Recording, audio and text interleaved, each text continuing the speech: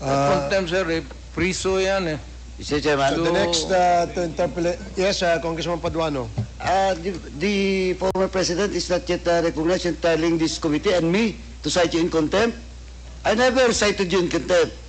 But, believe you me, I will not hesitate to cite it in contempt if you violate these proceedings.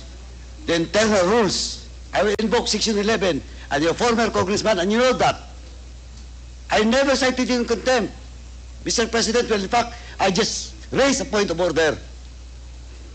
Kaya sir, takot ako sa iyo. Hindi. Thank you. Hindi ka dapat matakot for as long as you follow the rules of this ako, sir. committee and you respect the members of this committee. I will Thank you, Mr. Chairman. behave, sir, because of you. Thank you, Congressman Paduano. The next to interpolate is Congresswoman Franz